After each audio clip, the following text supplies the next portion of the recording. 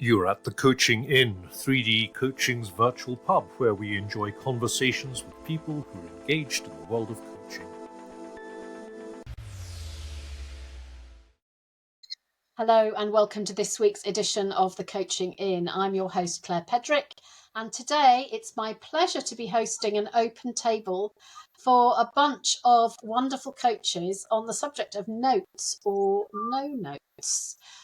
If this is your first listen, do subscribe or follow so that you can get every episode as they download. And we've just got a bargain going on in our supervision community, and we'd love you to come to the supervision community. So if you check in the show notes, there's a link for you to join it for a month free, so you can give it a bit of a go.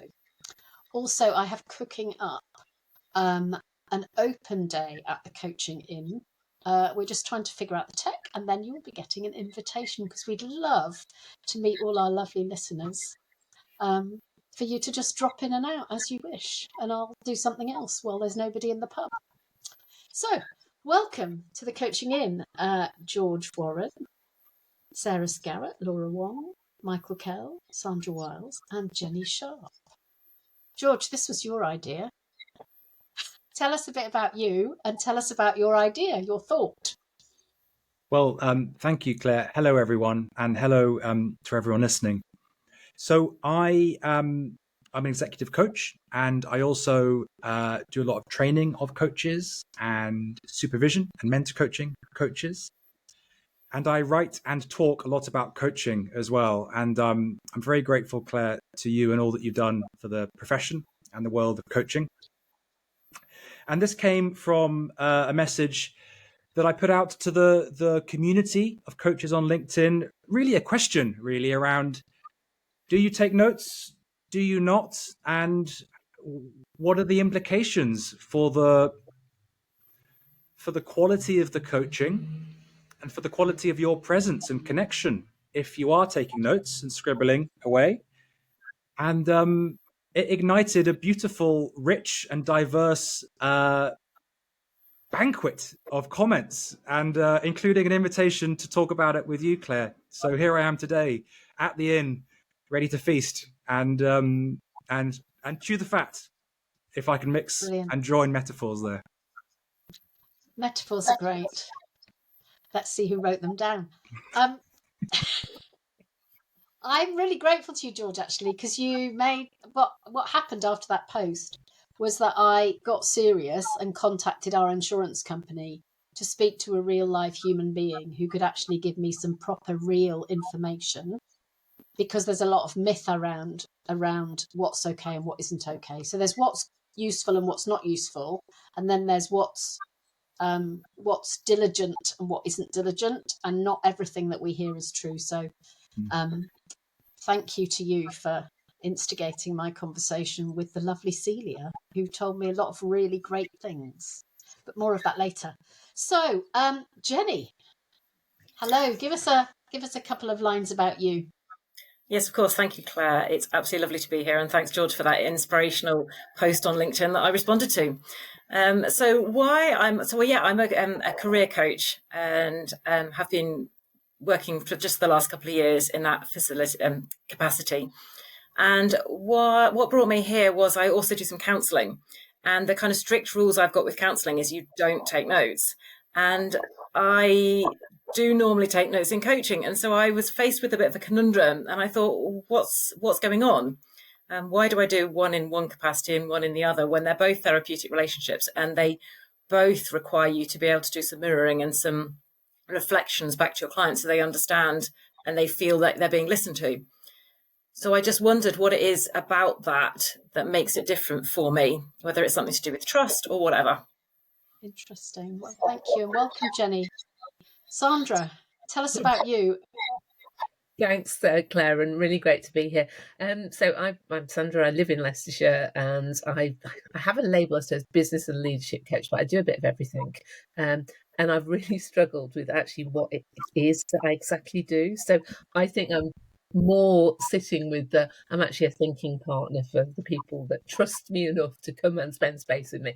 So the bit around notes is really interesting, because sometimes that's an advisor, sometimes that's a challenger, sometimes that's like a coach, something like that. And alongside that, I do a couple of things supporting independent coaches. So I produce a newsletter, and I support a community called the Coaches Gathering around business development. I'm currently writing a book, so great to be here. And I have my pen at hand, so yeah. Great. I had a conversation with somebody this morning, and he said, "Did you notice?" I just took notes.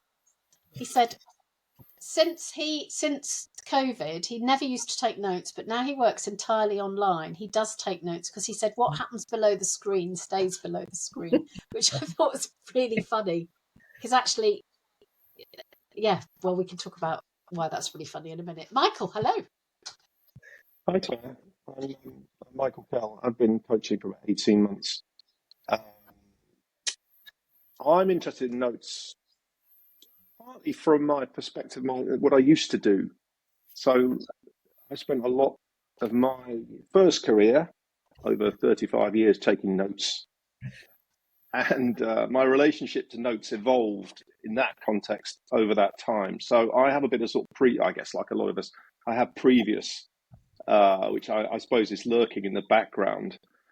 And then there's note taking in the context of coaching. And I guess like maybe like others, I've just gone back and forward in mind as to, whether to do it at all, when it's a good idea, when it's not. So I think for me, it's sort of becoming a little bit clearer.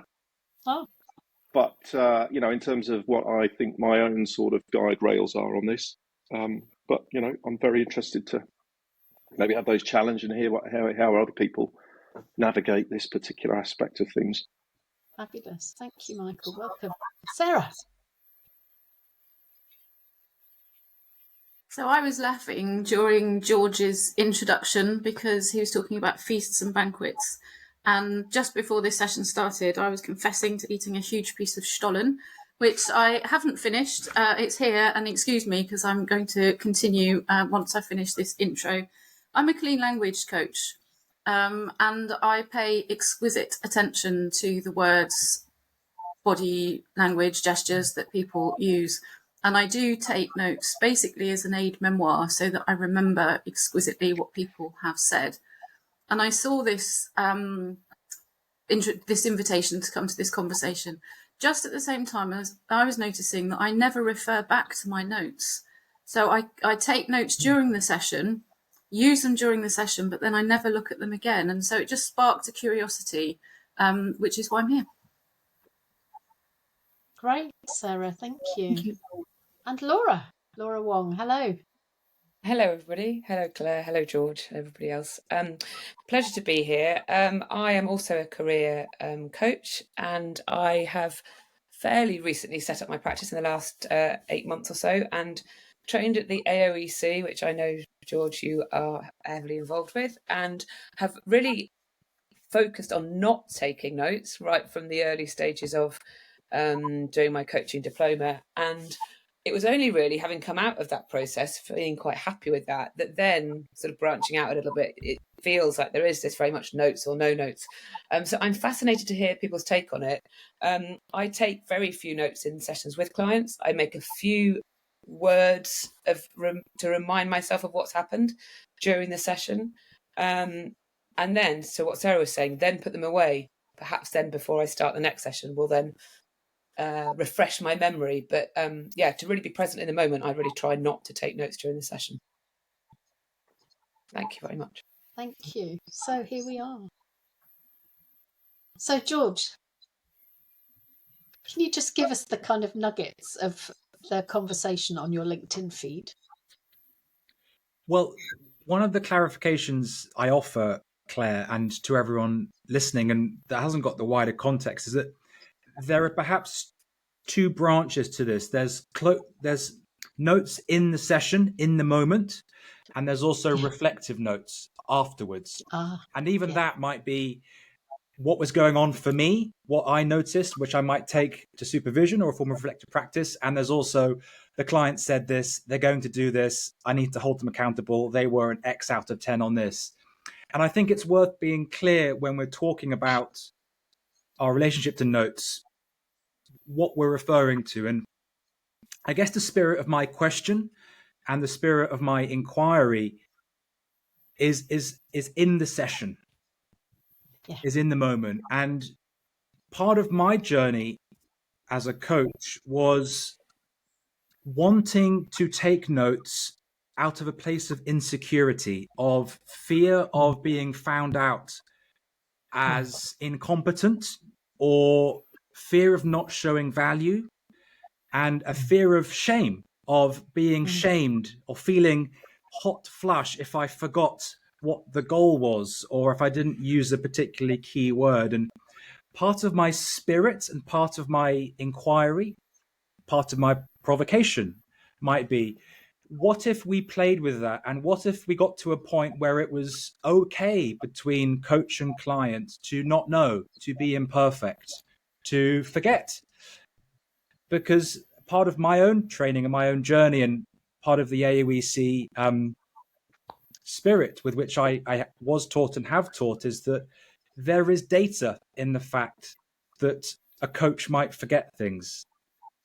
And there is data in the fact that a coach and client might forget things. And it's okay to forget things. We are human. This is a human profession. So I have talked about my journey with notes being a bit like a crutch, a thing that keeps me safe, and a sort of a tiny little sword and shield that will protect me from any fear or danger or being found out or imposter syndrome or whatever we want to label it as. So,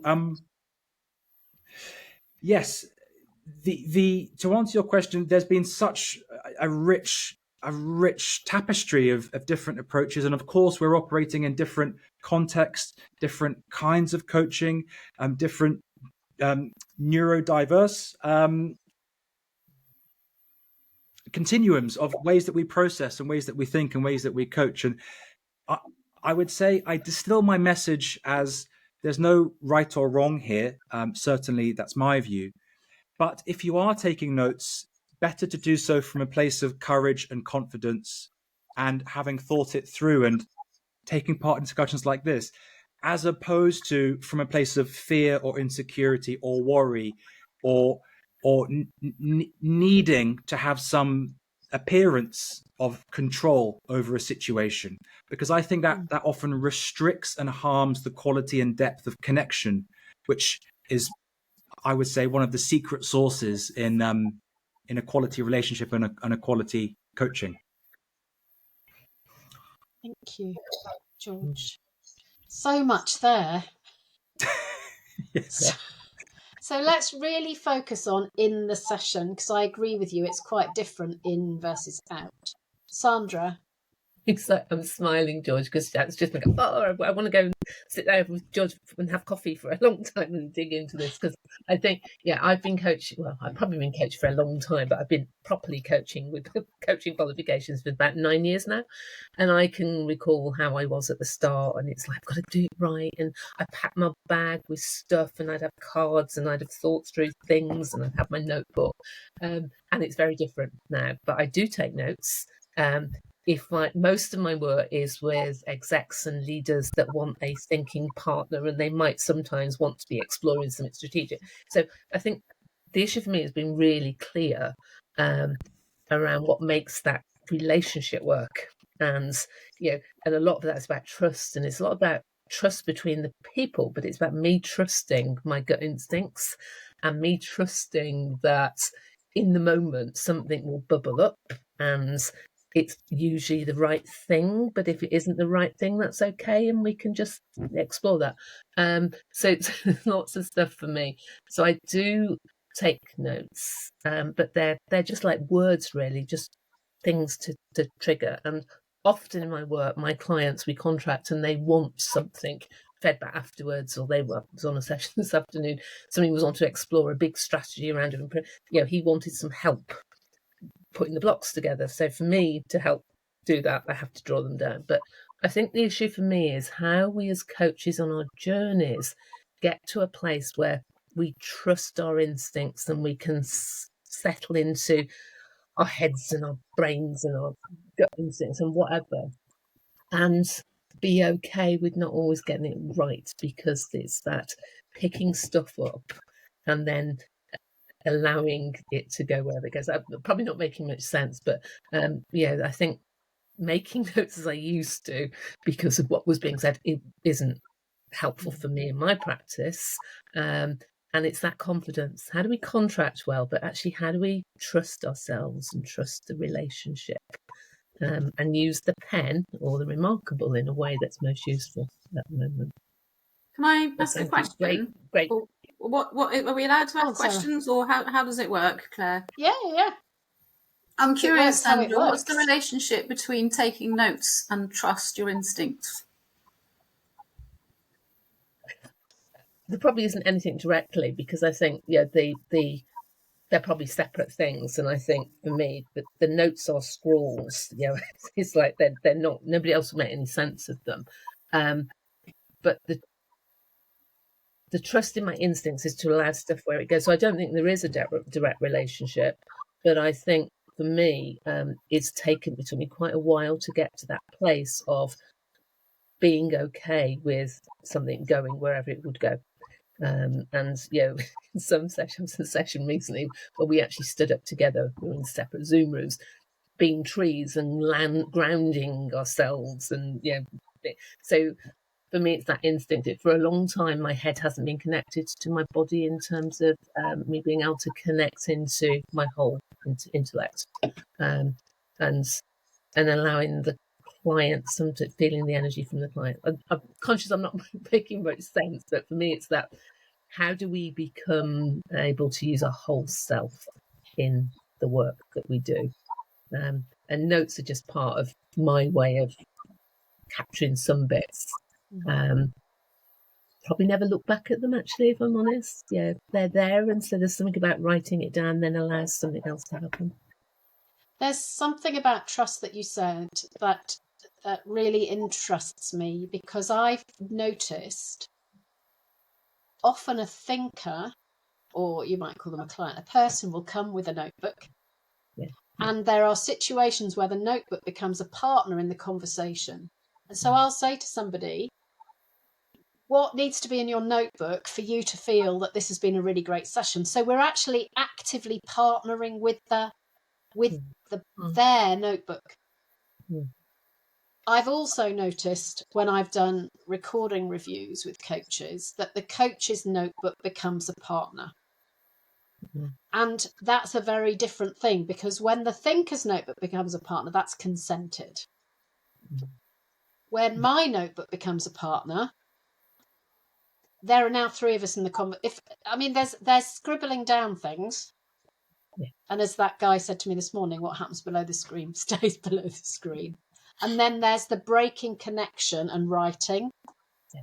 And that introduces my notes as a partner in the conversation, which may be impacting flow and all sorts of other things. So being clear about the difference between theirs and mine is interesting. And what never ceases to amaze me are the number of people who come for a 2-hour coaching session and they don't bring anything with them. And I kind of want to go, I'm really hoping some things happen here that you're going to want to remember. But I mean, you haven't got a note, but I've got one if you like one. And I think, it's back to contract, because I all, in that setup, so that you might want to come along with a pen, you might want to come along with, a bit of paper, some stuff on your desk in case we want to start mapping out something. Yeah. So I think there's a lot for me about contracting and setup and conversations and stuff with. So it is a partnership, whatever that partnership looks like. Can I pick something up, Claire, that you were just saying? And that's around the kind of my notebook thing, and you saying that brings a third person into the kind of conversation. And I was thinking, actually, there's lots of different situations where I have used kind of notes recently, and one of them was where my thinking partner, if we call them that, was full and flow, and I asked them before they started, or rather once they got going, whether they would like me to record some of what they were saying, so that, and it was just an invitation, they didn't have to use it at all, so that I could record some of what was happening, so that when they'd finished the process, they didn't have to think, well, other than just in their heads and in the feelings while they were talking, so that I could bring up some certain bits and then they could record, or they could think further through it. Because I know I can't remember more than 3 things at once. So, and that was where it was received well. So it just contributed to the conversation as opposed to taking an extra part. And it was something we could throw away. We didn't have to use it, but it enabled them to be able to just trust their thinking without having to focus on where they were going. I've done that in career coaching, Jenny. And it, often when they're thinking faster than they can capture. Yeah. I mean, That's now exactly there are ways that we can record it. Back in the day when I started coaching, the only way to record it was to grab it. Yeah, so we could voice record it or something like that. Yeah. But I guess in the moment, if it's written down, we've just got the key words, and I can help them get back to it. Yeah, and I would always send them away with the piece of paper. So at the end we had a clean ending, because and then they go, "Can you write that down? Just put that down." So can I just dump something in before I forget, and then I'll try and shut up. But what's just struck me is, because I work with teams in a team coaching space, so I'd never ever have a notebook be writing things down as a team coach. And sometimes I might have to, right, I've just got to remember that, and have to get up and pick up a post-it or something. But yeah, it's how interesting. Yeah, it's really interesting. And is that the fact it's a team, or is that fact it's most of that is in the real world? So does Zoom encourage us to take notes because we can't see what's going on, don't they? So, Michael, Laura, Sarah, I'm very interested to hear what you have to say. It's the idea when other people are writing stuff down, when the thinker or the client is writing stuff down. Sometimes it annoys me, actually, because they stay in their head when they're writing things down. It's very cognitive. And I have a little thing with myself, is whether I say, I mean, I would never say this, but put your notebook down and let's change the channel and get some other information, because sometimes writing down is what they know and it sticks them in stuck. So then there's this little dilemma. Do I invite them to do something different? Do I let them write it down because that's what needs to happen? Is it my stuff? Is it their stuff? But yeah, them writing down notes is a thing. Yeah, and it depends what they're going to take away, doesn't it? Whether they're taking away a list or whether they're taking away a sense or a shift. Thank you. If I may, the quote from Maya Angelou is wafting into my consciousness a lot. Hearing you speak, people won't remember what you said. They won't remember what you did. They will remember how you made them feel. And one of the thread through everything that's been shared is that writing notes or them writing notes is one way of remembering, but also in the spirit of coaching from below the neck, you might say to someone, hearing you speak, I feel a real heaviness in my heart there. And I'm wondering if that means anything to you. You hearing or remembering or noting things down somatically might unlock different levels and depths and textures of knowing or awareness that are more powerful and transformational than the notes scribbled on a page. I'm honoring the fact that many people have said that they don't go back and read their notes, and our clients might be the same as well. So my spirit is that working somatically and working with felt sense and listening with your body can, in my experience, offer powerful experiences and learning and awareness. And yeah, it might evoke different levels of awareness and maybe even transformation. Who knows? I think the issue there for me as a coach was the journey it took me to get to a place that I felt confident enough to tie into that stuff, and how we can help ourselves and others trust that what Tommy is saying or whatever it is actually really great data, because felt brave. It's felt brave. Sometimes it still feels brave to be able to say, this is what's going on for me. Yeah. So there's some great vulnerability, isn't there, in all this as coaches? Thank you. Where's the data? Is it everywhere, or is it on the page? Thank you. Laura? I can relate to so much of what's being said, and it's interesting for me to listen, George, what you said there about the Maya Angelou quote and how you make me feel. I mean, that's everywhere in all the conversations we have every day. And I think, Sandra, to your point, that confidence and feeling confident enough as a coach to feel, yeah, I am feeling this, therefore I'm going to share that, really resonates with me. And to me, as a coach, if you're note taking, you're distracting and putting that feeling onto a piece of paper, whereas perhaps it should be being shared with our clients. Fascinating for me. Thank you. Yeah, Michael. Yeah, I've got a couple of thoughts. The first is, I think, trying to focus on whether and when the notes are going to be helpful for the client.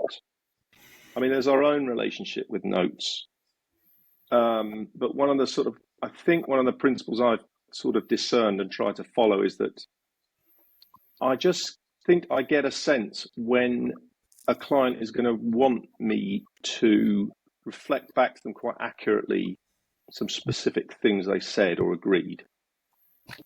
And that's clearly not everybody or every coaching issue that comes up. But sometimes I just get the sense they want me. They're going to find it helpful if I can send them an email at the end of the session and just noting down 4 or 5 things maybe that it might often be little phrases or specific turns of phrase that they used. And I haven't tested this, empirically. I guess I have, to the extent that some have said, thanks for that email, it was really helpful. And I know from, when I've been a coachee, it is really helpful sometimes. Maybe it's 2 months since your last coaching session and you haven't thought much about it since the last time that you were on with your coach. So 5 minutes before the coaching session, as the coachee, you just quickly reread the email that the coach sent you, and it can be really helpful. So for me, it's keeping in mind this question of do I genuinely believe this is going to be helpful for them or not. Interesting. The other thing, I don't really know how relevant it is, but I'll just chuck it in case it sparks any thoughts. I was thinking about, as I said, from my previous career and my relationship to notes, one of the things I learned over my career was that taking notes in meetings was a lot about power and your status. And the more senior you got, the more important it was that you never took notes, because it sort of signified that, that was for other less important people to do. It took me a little while to twig that, but I'm afraid I did sort of play along with it as a game. It's a kind of game that you end up playing kind of corporate, in my case, the public sector. So look, I don't think I'm struggling to see how that's directly relevant to a coaching context, because it's not necessarily, but I'll just throw it in there because it's something that struck me about a sort of lesson I learned from my previous life. It might be. It's always worth asking the question, isn't it? Sarah, I want to, I know that in clean language really matters. So I'm going to ask you in a minute to tell us a bit about you and notes. I just want to nail the thing about insurance. So I phoned our insurance company, and it took me a long time and several weeks to get through to somebody who'd actually answer the question, which was, if a claim is made against us and we haven't taken notes, is that an issue? So the first guy I spoke to went, well, I will only talk to you if a claim has been made against you. And I said, yes, but if a claim's been made against me and you're going to tell me I should have taken notes, I need you to tell me that now. Anyway, I spoke to this lovely lady, and she was so useful. So she said that if a complaint is made against a coach, the first thing that the insurance company will do is to contact the ethics committee of your professional body. That means you have to be a member of a professional body and not just say you abide by the ethics of a professional body, because this is when your professional body is useful. She said, we're guided by the ethics committee, and then we take a decision based on what the ethics committee says. So she said, if the ethics committee say it's all right not to take notes, then it's all right not to take notes. So I checked out the ICF because that's my professional body, and I checked out my insurance company, and I know that for me, I don't need notes. That's really helpful, Claire, to get that. I would really recommend that you have an annual conversation with a real live person in your insurance company. And in fact, there's a post coming out in the supervision community in December all about this, because there's an awful lot of myth around the industry. So I can't tell you how many times I've been told, well, you have to take notes because otherwise if somebody makes a claim, you've got to have notes. And then you've got a case history, and then you've got, but we're not expert, you've got all sorts of complexity there. So I just wanted to share with you. So thank you, George, for sending me on an extraordinary trail to finally find somebody who would speak to me properly. Appreciate it. So Sarah, tell us about notes and clean language. What in what way? You said that exquisite precision, I love that phrase, mattered. So how do you use notes?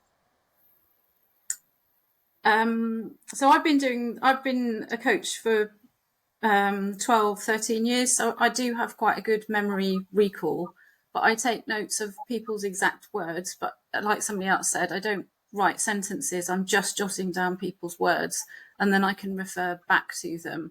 So yeah, they're and so you do backtracking.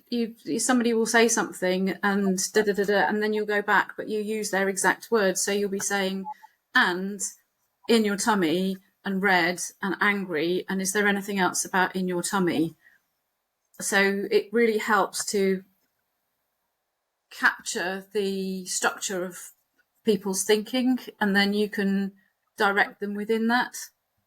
Does that make sense? It's quite hard to explain without an example. So my question to you is, do you look away? Well, I mean, again, we're talking about Zoom. So it does give you this ability to be paying exquisite attention to somebody's face and body on screen and be writing things down. So I can do it now and you can't see that I'm doing it. But there is also a belief in giving people thinking space, so you don't need to be constantly looking. So you would be set, at the beginning, you're setting yourself, am I in the right place for you? Are we at the right angle and that kind of thing? So you're ensuring that you've got a space between you that is working for your client.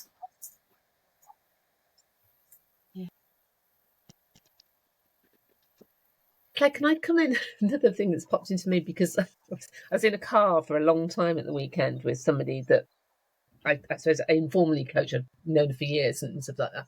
But and when we walk in, we often have coaching conversations in spaces in cars or walking. I don't carry a notebook. I don't say, so there is something about Zoom's made it easier to make notes, perhaps, and yeah, nobody else could read what I scroll. I'm sitting here scrolling now, but actually, I don't take a notebook on a walk, or I don't take a notebook if I'm sitting in a coffee shop with somebody, and the informal bit of the coaching stuff just bubbles up. So, yeah, lots to think about, isn't there, around notes? Yeah, and I think there's what's necessary for the partnership, what supports the partnership, what doesn't support the partnership, what happens on Zoom versus what happens face to face. For me, there's also something about, I know we don't stare the person out, Sarah, I absolutely agree with that, but I notice a lot when I listen to recordings that the coach was looking away when the thinker when something shifted for the thinker. And for me, there's something about paying attention to the face all the time. And what do we need to do to make that true? Because as much as they need space to think, and I completely agree with you, during that thinking, things happen that they may not, what I observe is that they may not notice the thing that happened. So a facial something, a tiny thing, you go, oh, because for me, noticing is one of the most fundamental aspects of coaching. And I think it's quite hard. I haven't got it right even now. It's a hard learning journey to be able to notice how much is useful to notice. So I think I've got a thing coming back about what Michael said about rereading the notes. And I think there's a similar kind of balance, because you have your session, the client leaves, stuff happens for the client, and then you start your new session. But if you reread the notes that happened at the end of the last session, it's kind of like you're bringing them back to where they were, or you're bringing yourself back to where they were, not noticing the journey that's happened in between the sessions.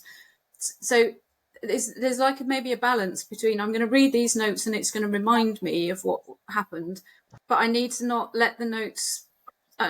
start the session where we ended the other session, because stuff has happened between times. Absolutely. And it's all about being in sync, isn't it? So you're describing being in sync today from 2 months ago, or a week ago, or whenever. And then there's also something about being in sync in the moment with them. One of the things about review is, for me, saying to somebody, what have you done since last time, is a very taking them back thing. Whereas if you say, so what insights have you had since last time, you start getting into the learning space that starts moving them forward. But staying in sync is a really good principle, I think, whatever we're doing. George, I'm just wondering what you're thinking as you hear this conversation, what you're feeling, noticing, wondering. Let me look at my notes. For those of you on audio only, there aren't any. Well, I'm really appreciative of the openness and the different perspectives, and there are the different modalities. What I'm wondering is that, in an age where at the click of a button on Zoom, you can generate an AI transcript and reports and summary of a meeting, what might that do for a client who wants notes? And what tools are going to be available for us in the future for capturing and summaries? And I guess my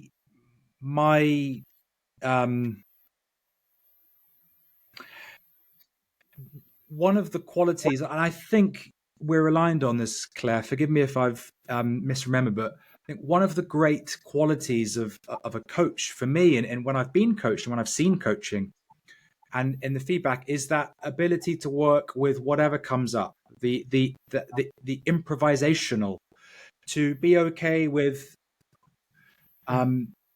something popping into your client's imagination or consciousness or a burst of energy, and it being okay to not know where to go with it.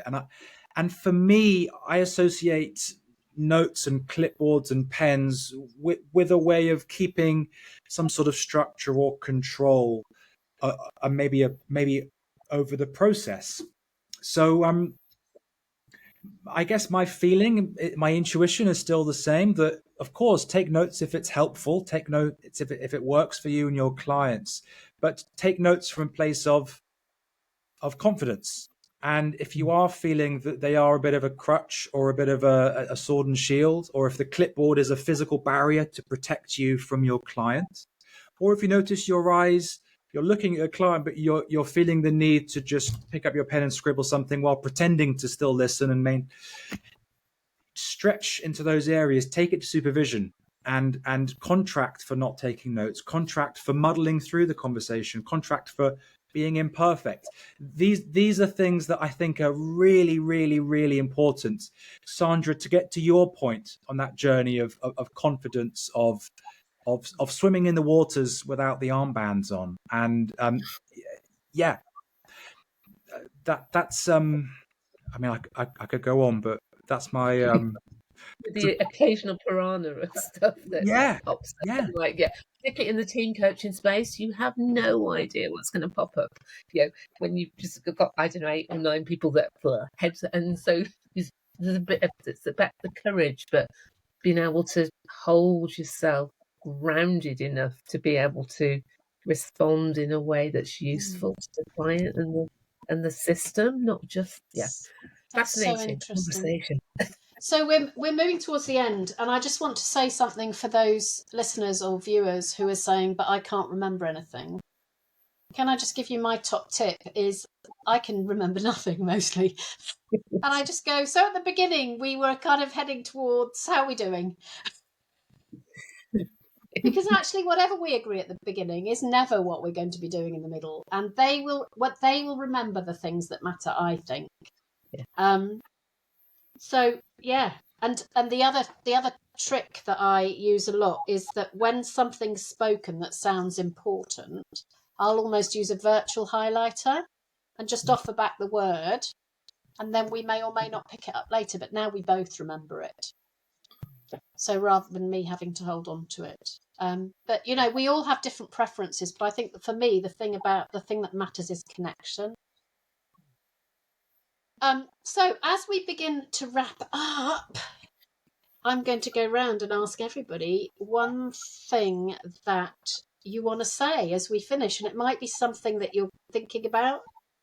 It might be something you agree on, that you feel affirmed in. It might be something you want to challenge us with. Whatever you wish. Starting with Jenny. Thank you, Claire. I think the thing I'm wondering is, when I'm about to take notes, to consider why. Is it because, as George was saying, is it a crutch? Is it something to do with my confidence? And realise that what you were saying, that if it is important, either one or both of you will remember it anyway. So it's to not worry. But sometimes, as George said, sometimes notes are useful. Yeah. Sarah. As you were talking, I was thinking about you've got your clients, and you've got the coach, and you've got the stuff. And the way that I'm working is to encourage the client to have a rapport with their stuff. So my note taking needs to be in support of the rapport between them and their stuff. So I'm saying it, so what's salient, and my note taking needs to not distract the client from the relationship with their stuff. It's not me that owns it. So if I'm taking so many notes and I'm bringing... Sorry, go on. What you described earlier was that they know what it's for. In the way that you coach, they know that that it's going to be part of the process for them. Mm. When you said red, tummy. But it needs to be discreet enough that I'm not owning it. I'm not so clever with my repeating back or with my note taking that I then possess their things. I am completely in service. So my note taking is completely in service of me helping the client to have a relationship with their stuff. Thank you, Sarah. Sandra. What's going through my mind, and I've had an interesting session with a client earlier this afternoon where I think I wore different hats. I was very much a thinking partner. At one stage I was taking notes to help him go away with his strategy to talk to the chair of the board on Thursday. So I think for me, I'm taking away that I want to try to notice when I put the pen down, because within that session I very much went from probably a bit of a consultant to actually I put the pen down and we were looking at something that was going on an emotional level. So I want to just notice a little bit more about when and how that's happening, but without getting in the way of the session, if that makes sense. Because I think I dance between different modalities and different things in the hour and a half. and I'm wondering why I know when to put the pen down. How interesting. I remember when I trained to be a facilitator, they used to say the power is in the pen. Yeah, Michael. so, yeah. What's come into my head is a title of a song by Tears for Fears, and the title of the song is "Let the Patient Do the Work." And I think what I'm getting at there is actually resonating with something you said, Claire. Your tip about if you can't remember, you can kind of fudge it, and what's important is what they remember anyway. And if it's important, they'll remember it. So I think that's just a useful reminder to me to just sort of relax a bit about it, and if it's important, they'll remember it. Yeah. And if we make it a thing, then it becomes a thing. But we don't need to make it a thing. Thank you. Laura? I'm going to enjoy being brave and swimming in the water without armbands. I'm quite excited. I've learned a lot, so thanks very much. Yeah. Thank you, Laura. And George?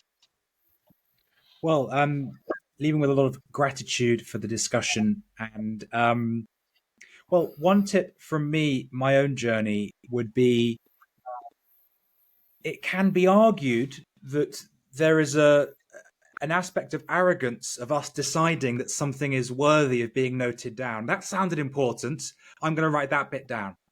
And again, this is a very nuanced and context-specific point, and not true of all note-taking, but it can affect the rapport and the experience. And I've felt self-conscious when a coach or a supervisor has written down a particular word or phrase, but they hadn't written down the other thing.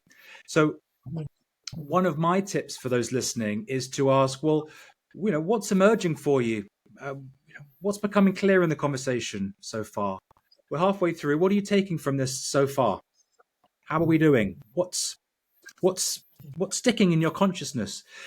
It's better, I think, often in the coaching role to lead with curiosity and a humility of tell me about what's emerging for you, as opposed to, well, we're halfway through. You've said this, this, and this on my notes. So I'm being a little bit exaggerated here, but the spirit is one of humility and making sure that we're not nefariously directing and steering and noting down things that we perceive as important that might not actually be ultimately serving our client.